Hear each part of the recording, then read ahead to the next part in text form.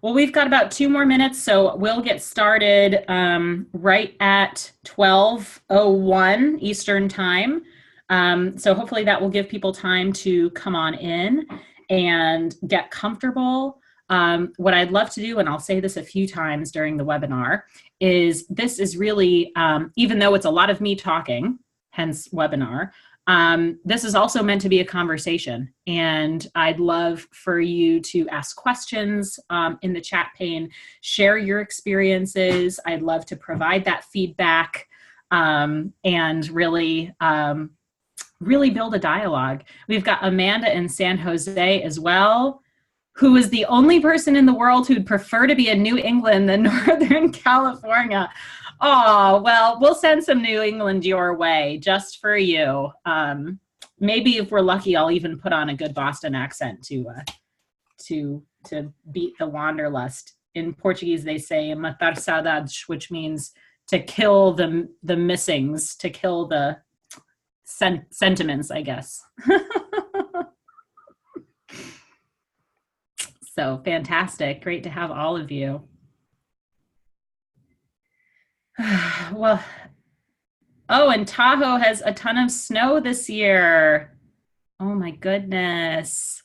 Oh, snow. That's one thing I don't really want to think about right now. Is snow. Any of you who are buried in snow, my thoughts go out to you. Everyone else, as you're coming in, we are going to get started in about a minute. So please do feel free to put in the chat pane. We have some good banter happening. Those are the conversations I love to hear. I'd love to meet you and hear who you are, where you're tuning in from. If you want extra brownie points, I'd love to know what you're looking for in this webinar, what you'd like to learn. Hopefully we can tailor this to you even more as we talk. So go ahead and tell us who you are and where you're coming from as we get started, and we'll do a little mini orientation for anyone who hasn't used Zoom before. And then after that, we will kick it off and we'll talk about travel and all of the various permutations of that.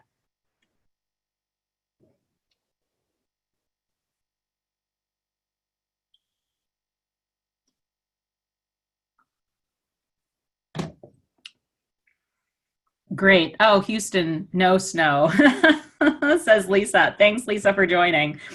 All right, so hey, let's get started. It's now 1 minute after the hour, and we're Wellesley alums, which means we are on time people here. We do not wait around. So I'm so glad to see all of you coming in. We've got Houston, we've got La Jolla, we've got Dallas, where Deborah says it's going to be 90 degrees today, which is very hot. Very hot. I wish for air conditioning to you. We'll send you some of the New England coolness that we're getting over here.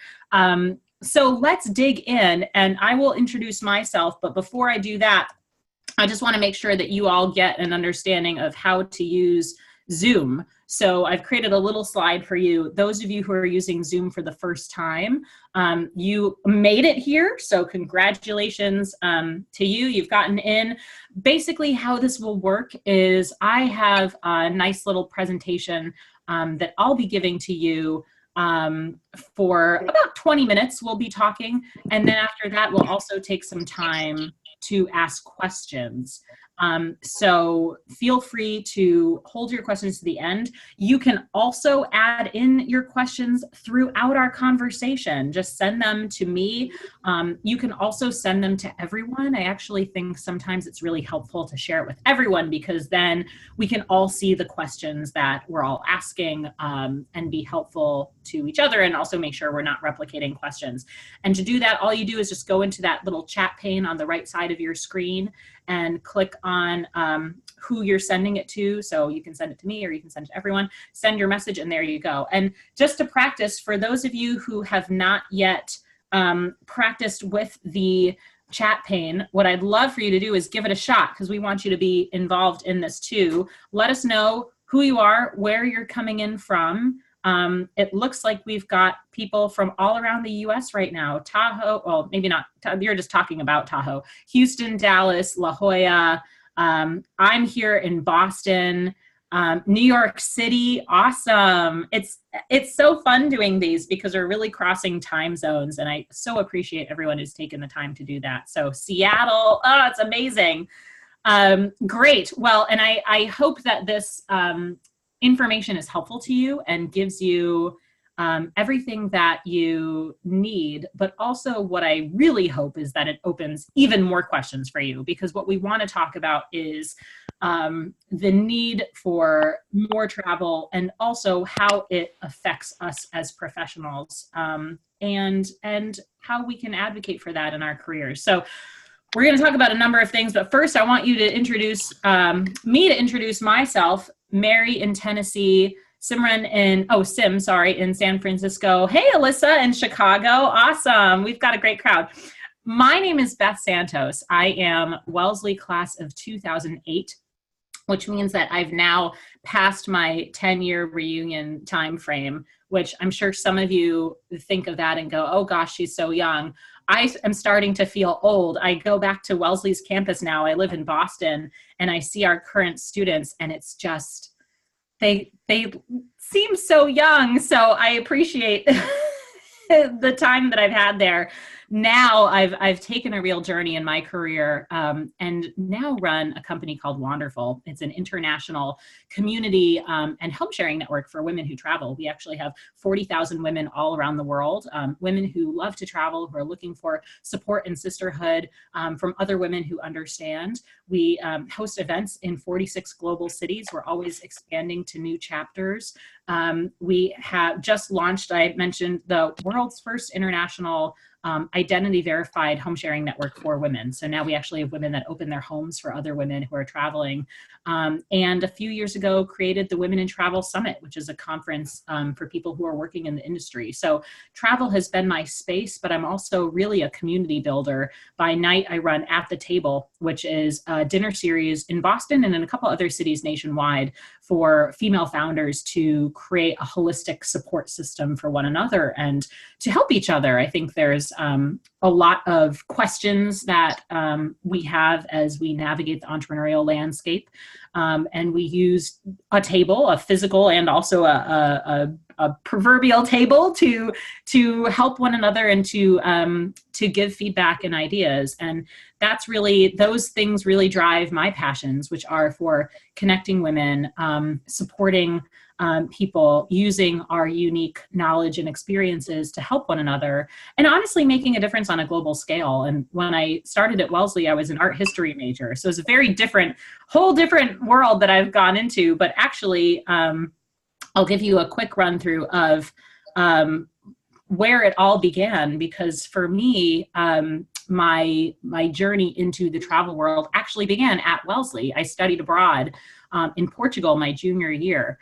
And Portugal was a really special place for me because my family was from there. And I didn't have a lot of experience with the country. I'd only been once. I didn't speak the language, but something called me to go and spend a year abroad there. And so on the left is a picture of my family, who I came to know very well, really picked up the language, was studying at the university that was a couple hours away, and spent a year really learning about them. And in the middle is my great-grandfather's now abandoned house that I used to visit every day when I was out in the countryside with my family. And it was just a really remarkable time for me, and also a very hard time. I think one thing we don't talk about is how challenging travel can actually be, and how it affects us. And in those experiences, that's really what propelled my interest and passion in talking about travel and supporting women who go out there in the world. And of course, I had to leave you with a picture of me truly in my college years, wrapped in the Portuguese flag.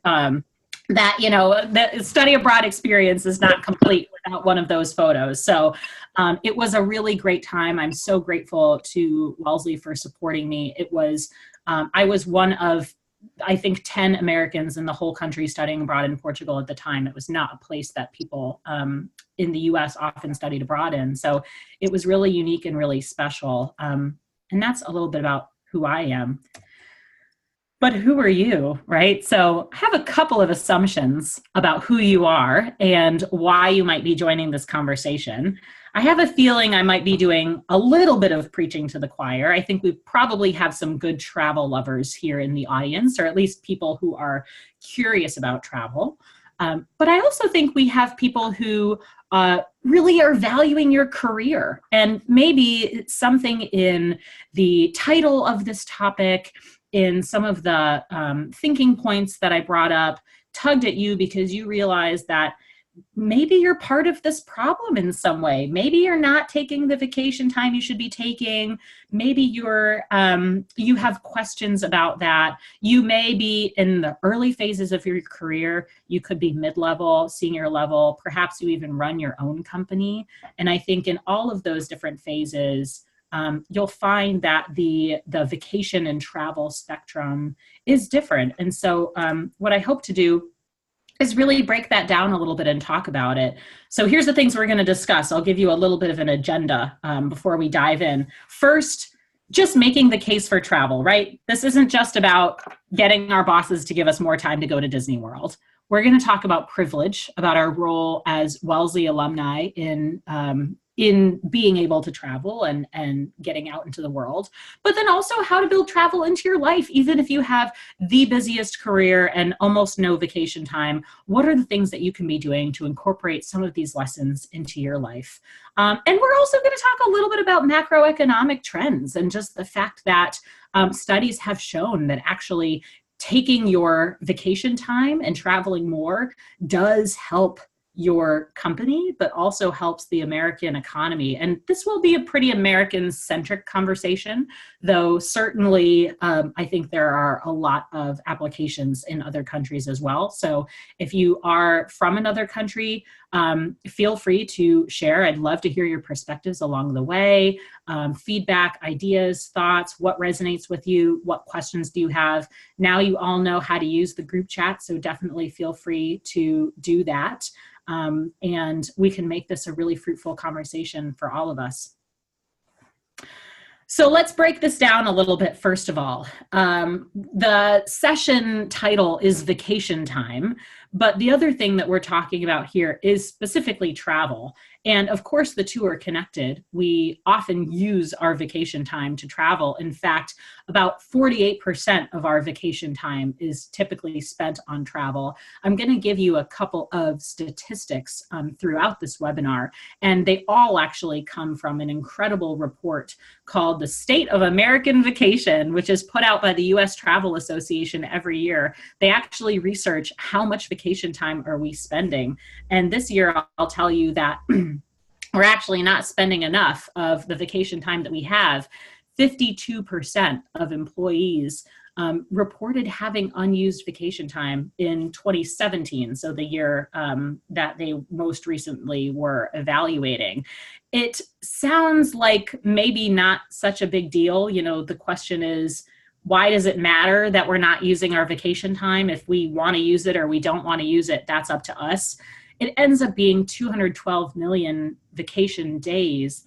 And those days actually affect people who are other than us. In fact, the U.S. Travel Association put together some statistics about who it affects. And I'll tell you right now, your colleagues are affected, our direct reports are affected.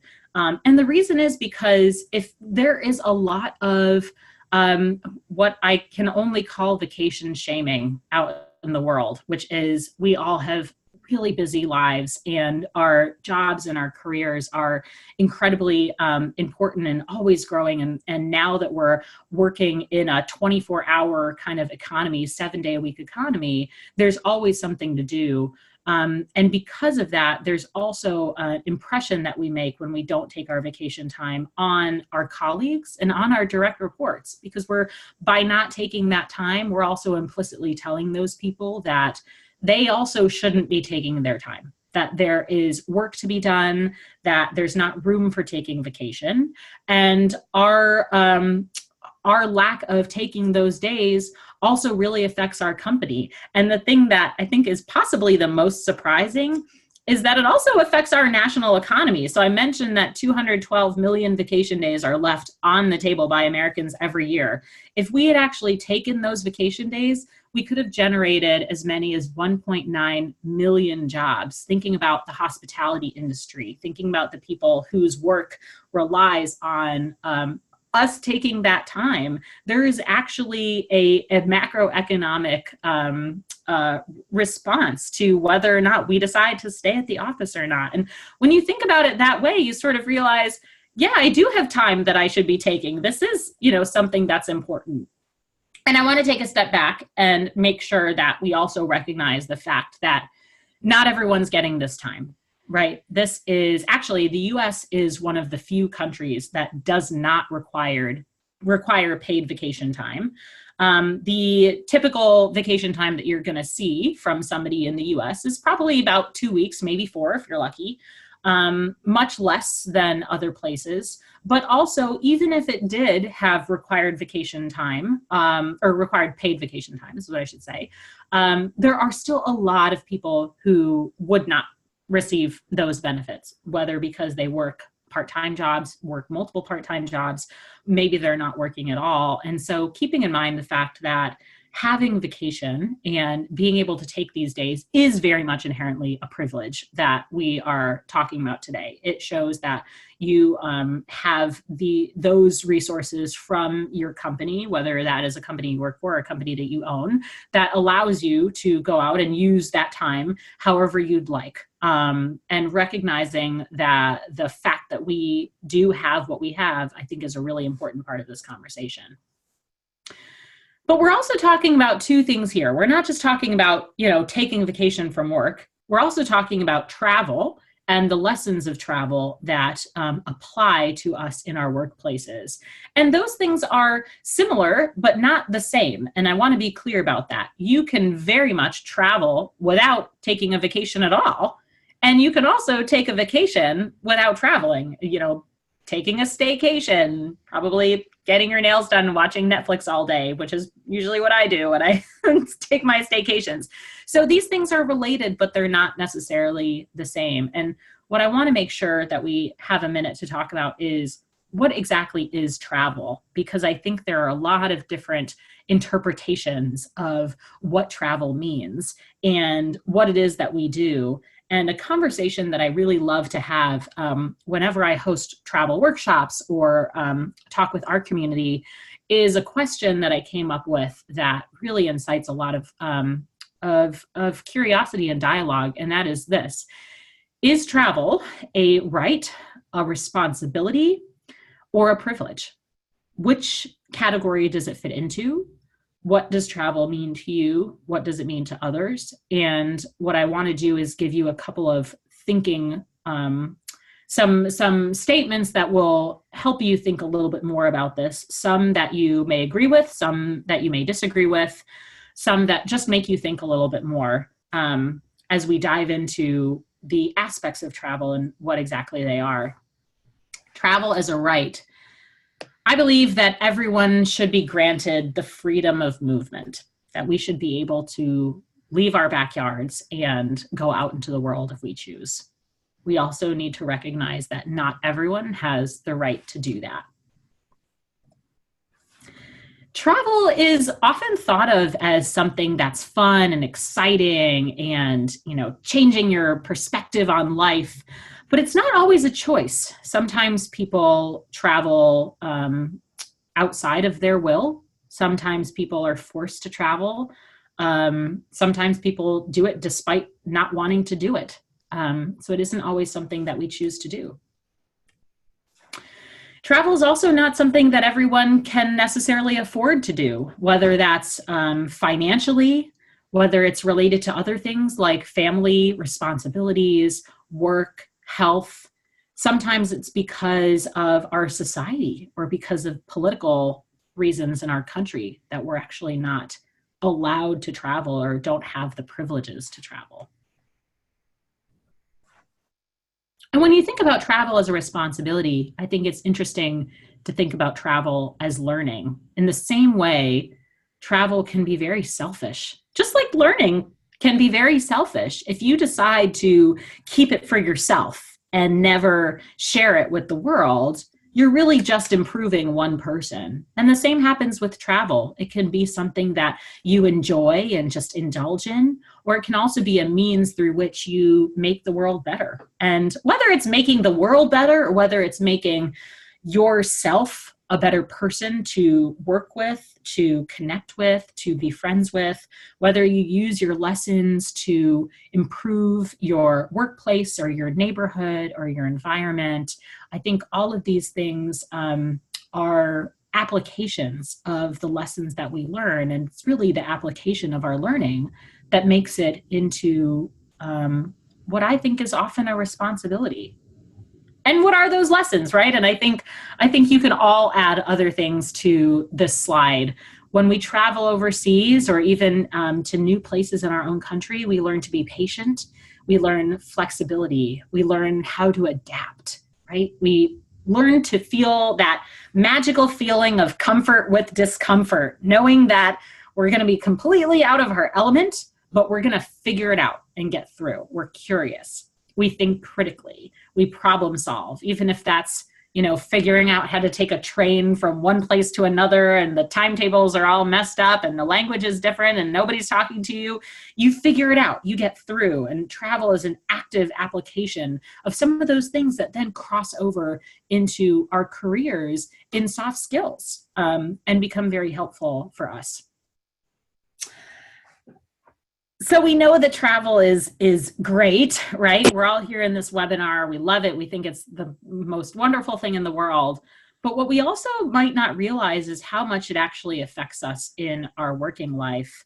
The U.S. Travel Association did some study and found the difference between what they called mega travelers, which are people who devote a significant portion of their vacation time to traveling, compared to this homebodies, I use air quotes, which are people that use very, very little of their vacation time to travel, if at all, and actually have found that nearly 6 in 10 mega travelers are more satisfied with their companies, with their job, with their personal relationships, definitely with their physical health and well-being, how they even spend their time, their paid time off. So you're finding that people who travel frequently are also really happy with their careers. They're feeling much more satisfied, and that feeds into the workplace.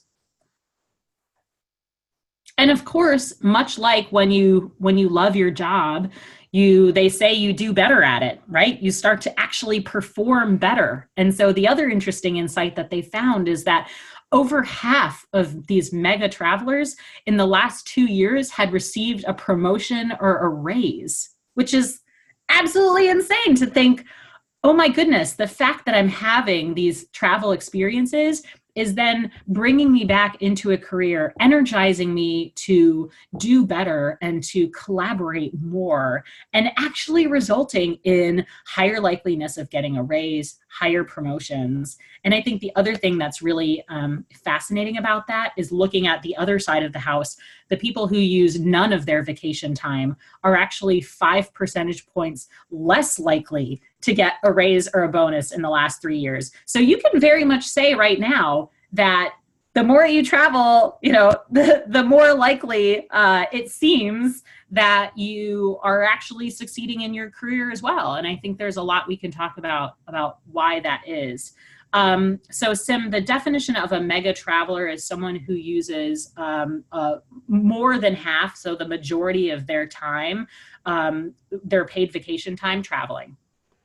And then that compares to the homebodies, which are kind of little to none of their vacation time. So more than the average, less than the average.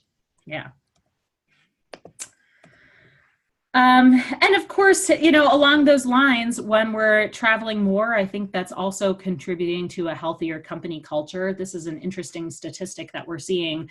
There are 62% of employees who say that their company discourages or sends mixed messages or really says nothing about vacation time. And I think even though those all sound different, discouraging versus saying nothing, I think that there's still very much a societal expectation that if your company is not really talking about vacation time, or you're sort of pushing it off into the corner, then it means that your boss doesn't like it. If they're not welcoming it with open arms, then it's considered something that's a negative, right? I'm taking away from the team because I'm going out and traveling. I am, hurting our ability to get our work done because I am going out into the world. And Amanda asks this question, which I think is a fantastic question, which is, does the research show that this is an actual causal relationship, or is there just a correlation? And I want to go back to that slide because I have also been looking at this, and my first inclination was, okay, well, if you're happy with your job, then you're probably also naturally traveling more, getting out into the world more. So I think that there is, if I had to venture to estimate, I would say they have not said that this is a causal relationship, but I would also say at the same time that this plays into how our companies are looking at travel, because it's a two-way street, right? If you're traveling more and you're happier with your job, that could be a causation. But also, if your job is giving you the freedom to travel and to use your vacation days, then that's going to be something that is paying back your company. So I think the causation can work both ways. Kimberly is asking, is there a difference between companies who have vacation and sick days versus companies who just have paid time off? That's a good question. That's a good question, actually. I think really in this report, they're focusing on vacation days and not necessarily sick days, extra holidays, that kind of thing. One of the things we are going to talk about in this is using all of those days, right? Not necessarily thinking, a holiday, for example, is a paid vacation, and how you can actually use some of the days that you do naturally get off for maybe not sick days, but for holidays to actually travel. I think that is a great way to sort of hack the system if you don't have a lot of vacation days. But I also think that there's definitely a culture here that we want to be thinking about. If you are a company that is discouraging people from taking their vacation time, that's also going to have an effect on how people perceive, going back to this slide here, how people perceive what your company culture is and how much you're accepting of that vacation time. So I think there is a difference in terms of culture between saying, here's some time, use it how you will, and actually saying, we want you to be able to take time off. We want you to go and explore the world. And this is important because we think that this is something that's really going to be valuable for you. I love the conversation that is coming in because Sim has asked a question for everyone. And Kara as well. The trend for companies to offer unlimited vacation, which is so interesting because their unlimited vacation is something that I think when it was first announced sounded really exciting. And actually vacation time is one of the top things that employees look for in terms of benefits. It's one of the most valued benefits from employees. And I think what they've also found, and these are of course generalizations, I think there are differences on either side. What they found is when you have unlimited vacation time, sometimes it almost works in the other direction. People feel a little bit worried about, okay, well, when should I actually take it versus not? They're not really given that permission to just take the time and go. And so I think that really depends on what your company is and how that culture works. Here at Wonderful, for example, we very much have unlimited vacation. The other reason for that is because we have a remote team. So everyone is constantly traveling. They are equally as much to be in New York as they are to be in Nicaragua at any given point. And so I think we have to have that in order for it to work. It doesn't work as well for us to give set vacation time. But for other companies, I do think that it's helpful to really set a certain amount of time, because then you're giving people permission to take that time and to not necessarily, I think sometimes when you have unlimited vacation time, it ends up being very little. Yes, Amanda says my spouse has unlimited vacation and it's not really led to taking many more vacation days. So it can certainly depend on the company here. And I think that's where part of what we need to do is not just the call to action, and we'll share this at the end. I need to dive through this a little bit faster because I'm slowing down.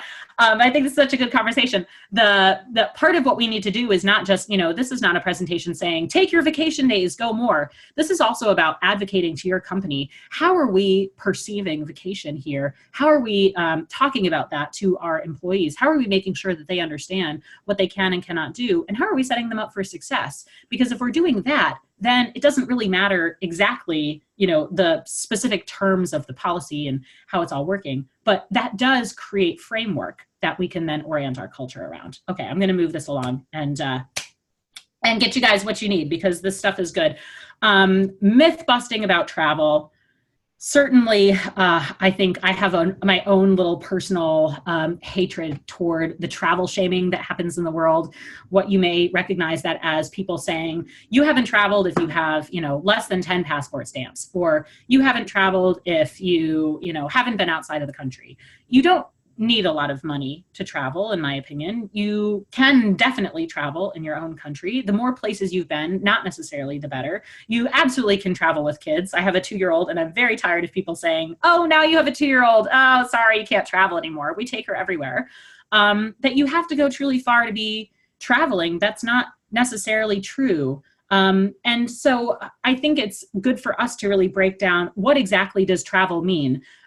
Because again, travel and vacation, not necessarily the same, but can be. In my opinion, travel, it really encompasses 3 things. The first is opening yourself up to new opportunities, diving into the unknown. The second is challenging your preconceptions, doing something that really challenges your worldview and how you've seen things. And the third is letting yourself get uncomfortable, knowing that you're going into a place where you feel different or you feel challenged. And I think recognizing these 3 things as the element of travel also takes back some of the implicit expectations that we have of what travel should be. No, you do not have to travel across the world and be sleeping in a tent in order to be legitimately traveling. If you are even walking down the street into a new section of your neighborhood and you feel fundamentally challenged and uncomfortable, I think that is as much traveling as anything else. And because of that, I think it's important for us to think about not just how far can we go in order to have these travel experiences, but actually how close can you stay to home and still find that you're being fundamentally challenged? And then how can you take those lessons and apply them? So what do we do from here? So here's some of our calls to action, and then would love to hear more questions as well. I love this quote. So I got my MBA at Kellogg a few years ago and had a Professor Harry Kramer, whose name I actually think I spelled wrong. I think there's an E in there. But he had a great quote. He said, I hate the term work-life balance. It applies that either you're working or you're living and you're not doing one or the other at the same time. They're always separate. And I think in our working world, we are definitely, and to the point on unlimited vacation time that we're talking about in our group chat, there is much more of an integration between work, between our life outside of work, between our vacation and our travel, and our ability to travel while also working and not necessarily taking vacation time. And so there's 3 categories of things that we can be doing from here. The first, of course, is to just start to really act as an example for others of that kind of balance that we want to achieve in our lives. I think when we give ourselves, actually, I don't want you to read that yet. When we give ourselves the opportunity to go out and to use the lessons of travel to really help us grow, we're also implicitly giving that permission to our coworkers, to our direct reports. Much like for those of you who are managers and supervisors and leaders, I'm sure somebody at some point has said to you, the later you work during the day, the more you're sort of telling your direct reports that they also need to be working those late hours. And it's really important to have that conversation about what our expectations at work What are the requirements? Because if people have those upper and lower limits, they can fit much better into them. And I think being able to give yourself that time also sets an example to the people that work for you that it's important for them to have that time too, whether it is to travel, whether it is for self-care. It's something that our company values. And as we saw in some of the slides earlier, actually feeds back into a stronger company culture, higher retention, more job satisfaction. And so even your own actions are going to play into that.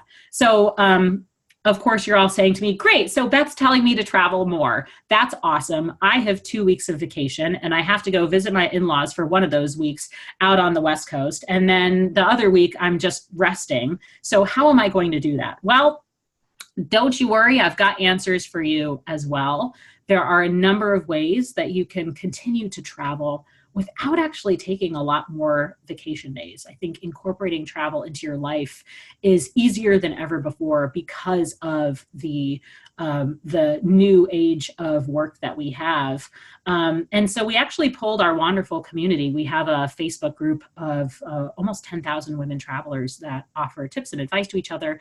And so I asked them, I said, what are your best recommendations for, without using a lot of vacation time, really amplifying your travel? And here's what they said: take more weekend trips, leave Friday evening, come back Sunday, maybe add on one vacation day to really extend that trip, but use the days off that you have. Maximize holidays for the same reason. There are a lot of women in our community who travel over Thanksgiving, honestly. And for them, it's really identifying what those holidays mean. If those holidays mean spending time with your family, they take their whole family and they go somewhere and really have a unique experience there.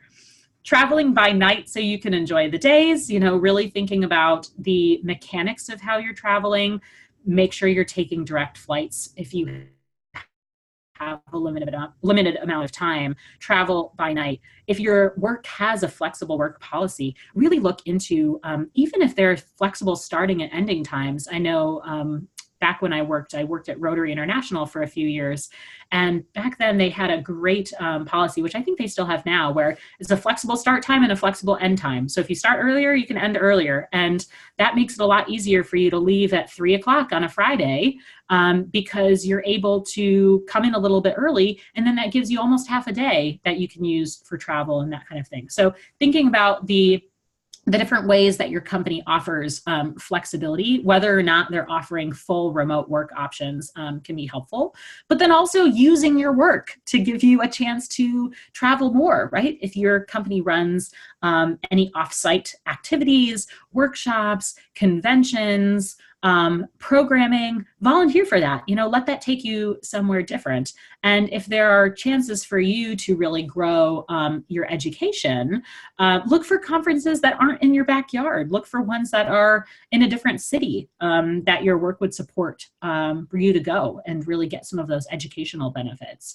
And then a couple other ones, fun little travel hacking things that I just thought were neat to share. One of our members said that whenever she goes on a business trip, actually books all of her travel in and out of different airports. So if, for example, she has a conference in Boston, she will book her flight into Boston and out of Portland, Maine. And then she has a day that she really uses to, go up the New England coastline, for example, and really explore. And it kind of forces her to take some travel, but also if you are, traveling somewhere for a work activity, you'll also know that you usually get comp days for that. And so if you're working over the weekend, maybe you take Monday and actually do some sightseeing and that kind of thing.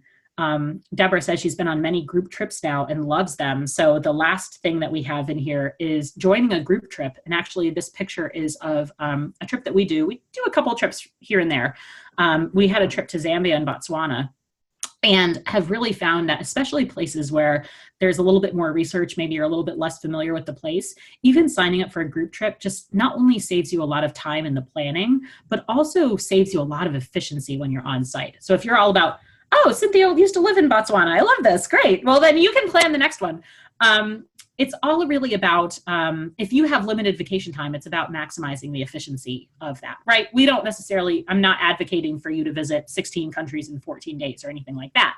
But I do think that making sure that you're getting in what you want to get in, because we all inherently know that sometimes travel takes you off course. And if you're navigating on your own, you get lost somewhere, you don't know where you're going, that time, that is all time. And if your time is limited, then let yourself maximize the time with somebody who can show you around and tell you what to do. And there are a lot of small group trips now that actually don't feel like group excursions. They really feel like very customized and intimate groups. And Deborah says she loves having a guide to highlight the important things in a new city, a pre-planned itinerary, very little research for a great learning experience. And so that's awesome. Of course, you can also, this is my time to really say that, and these are my beliefs, but I truly believe you can travel without leaving home. You can travel without leaving your city. You can travel without leaving your house. How do you do that? Hosting an exchange student. Actually, one thing that comes to mind is if you're in the Boston area, I know Wellesley is always looking for people to host their exchange students, and they're not exchange students, they're international students during Thanksgiving. So how special would it be to have somebody come to your home for Thanksgiving and enjoy that with you?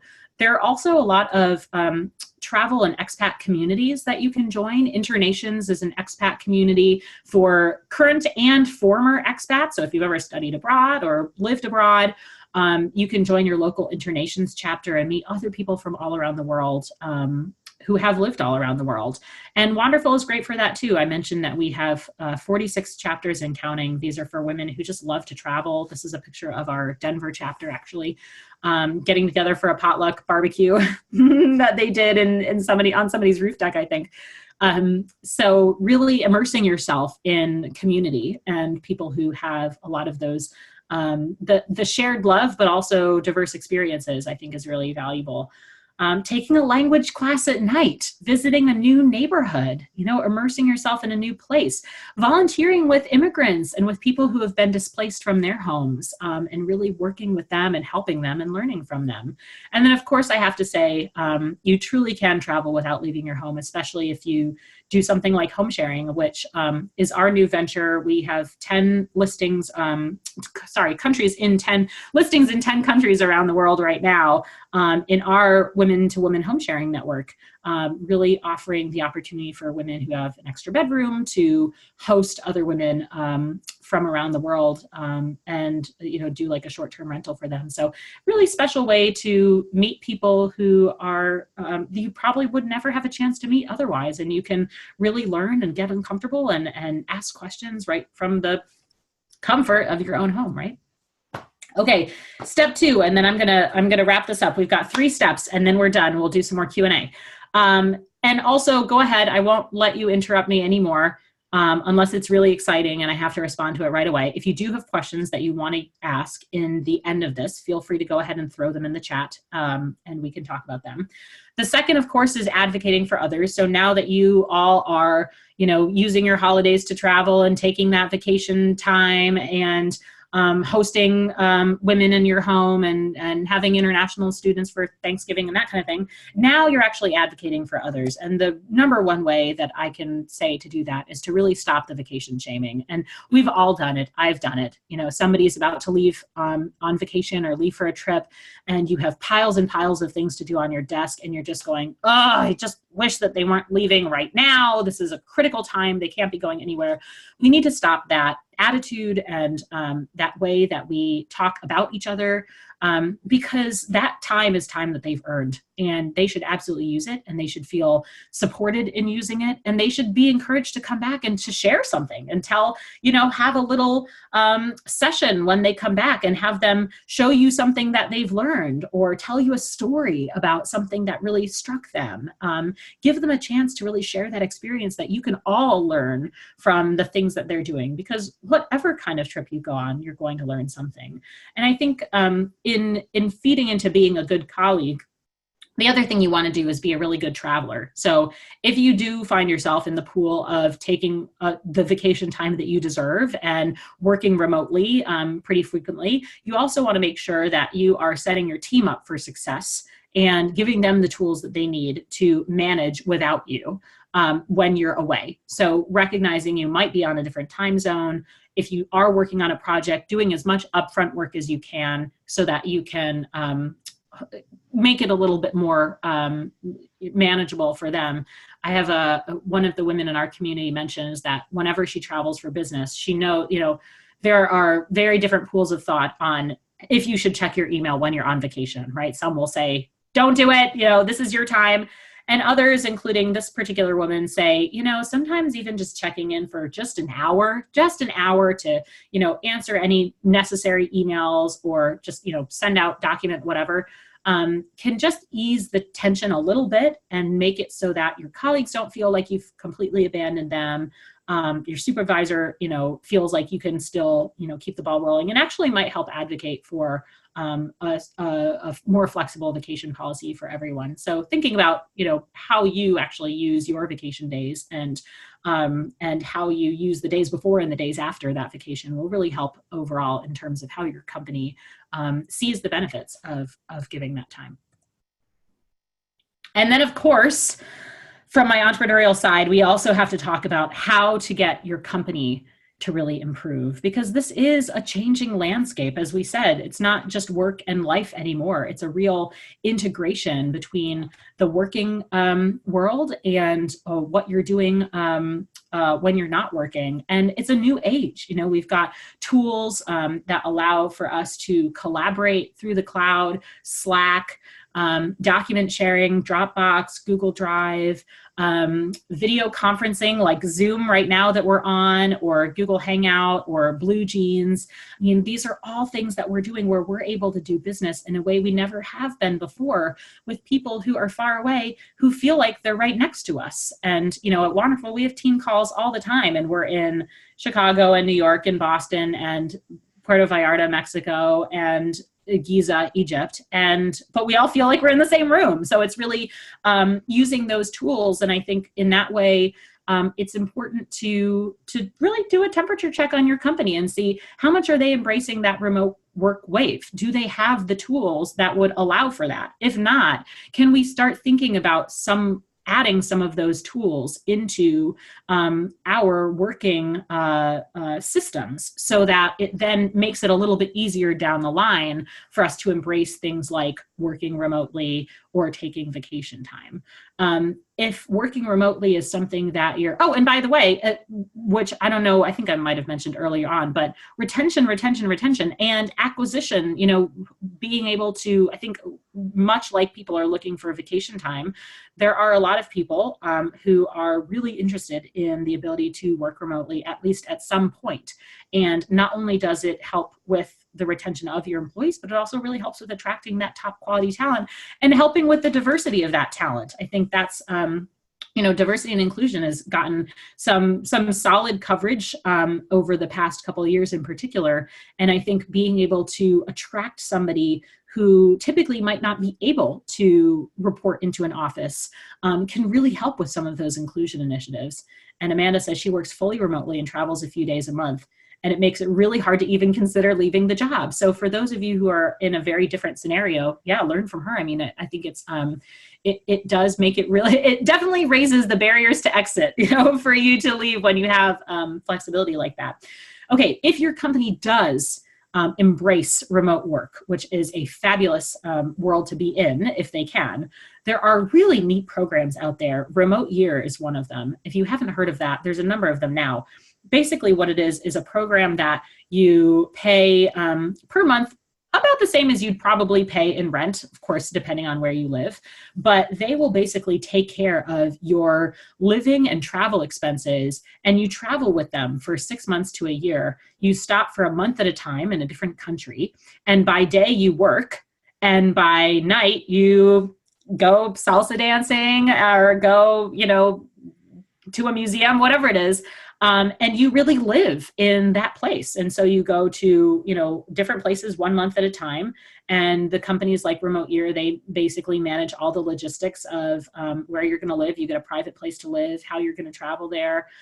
You have a group of people. Usually it's a small group. I think it's like somewhere between 12 and 50 people who travel with you. And so you have a group that you get to know, and you can Yes, Amanda says remote year may be less expensive than Bay Area rent. In fact, I think it is. I think it's less expensive than Boston rent. I once did that calculation as well. So in fact, and a lot of people will tell you, in fact, sometimes it can be cheaper to travel than than to stay home and pay a mortgage. If you are looking to DIY your remote year, WeWork now has co-working spaces all around the world, and you can get these global WeWork memberships to have a co-working space wherever you are. That's going to give you access to free, good Wi-Fi, coffee, and solid workspaces, conference rooms, etc. There are also co-working and co-living spaces. Selena is an example of one, where it is a place that you can live. They give you a room, but then also there's workspace, and they have a number of different spaces around the world as well. So it's a really nice way to be able to integrate that remote work into your life. But also don't forget that sometimes you just need to take a vacation. So this shouldn't be about, working all around the world. I think sometimes you do need to have a little bit of that self-care as well. The last thing is to get HR involved. If you are at a larger company where you do have some, hoops to jump through in order to change the way your company operates, really partnering with your HR department is going to be really helpful, enhancing messaging about the benefits of travel and how that affects your experience as an employee as well as a company. Really taking a look at what is your paid vacation time policy and what is your flexible work policy. Is there a little bit of room to add something like a range of times you can come into the office and a range of times you can leave? Is there room to add a couple days of paid vacation time to make your company more attractive to prospective employees? So really kind of digging into the numbers a little bit can be really helpful as well. Encouraging your company to embrace that remote work. I think the best place to start is looking at some of those tools, making sure that, seeing if your company can use some of these more cloud-based collaboration platforms, video conferencing, that kind of thing, just that they have the tools so it's not an additional barrier of, okay, well, now we have to create this whole infrastructure. So really helping them get to that place. And if they're in a type of company that can do this remotely, really starting to advocate for that. And then, of course, at the end, seeking out those learning opportunities that are outside of your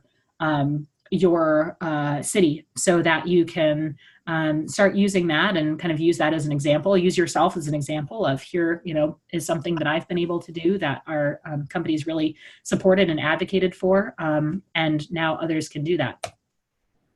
And then my last thing to say is if you do find yourself in a place where you're just really down in the dumps, you're not feeling your job, you're really stressed and just feel like it's a career you hate, there is no shame in looking for something else and finding a company that does give you the time that you are looking for.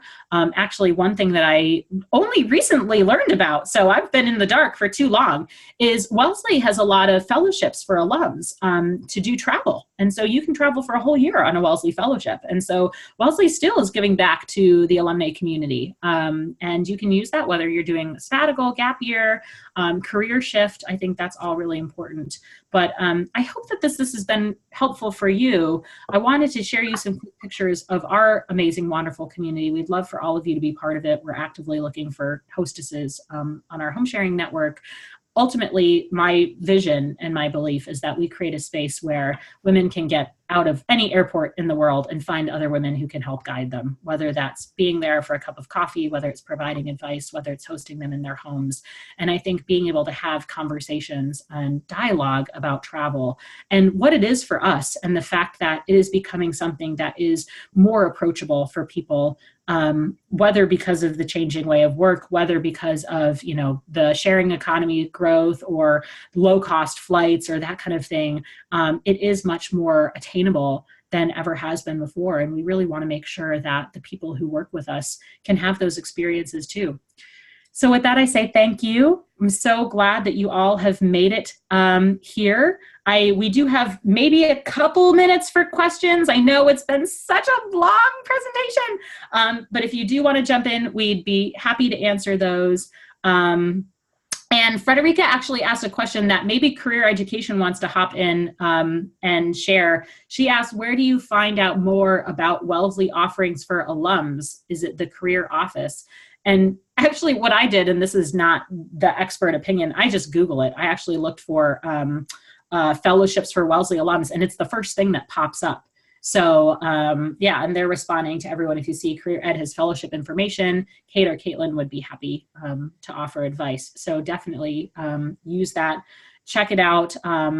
I would even just Google it there, and you'll find in the Wellesley portal that there's all sorts of resources that, and they have said that they're looking for more people to use them. So check out the Mary Elvira Stevens Traveling Fellowship. There you go. See, we're all helping each other. Yeah, that's fantastic. Great. Well, everyone, it has been a real pleasure to have you. I so appreciate you taking the time today. I hope it's given you just a little bit of wanderlust with all of the possibilities out there. But also, I really hope that it's opened more questions for you. Questions about what is my company doing? Questions about what could my company be doing? Questions about how am I talking about travel and talking about using my vacation time with the people that I work with, and how can I kind of make my own change in that way to give myself a chance to put myself out there, but also set an example for others. Because I think we're finding that the working world is changing so much and so quickly, and it is becoming so much more global than it's ever been, that there are real opportunities for us to seize for ourselves, but also that these things really can help us grow into companies that we love to be part of and that we're really happy to be part of. So thank you all. I hope to hear from you all again. You have at the bottom of my screen, actually, I'll go back one slide. My contact information is there. You can always find me at bethsantos.com. That's my website. Maximum Beth is my Twitter handle. And would love to hear from you, hear your stories, and learn more about all of the exciting journeys that you all are on. So thank you for joining. Have a great rest of your day.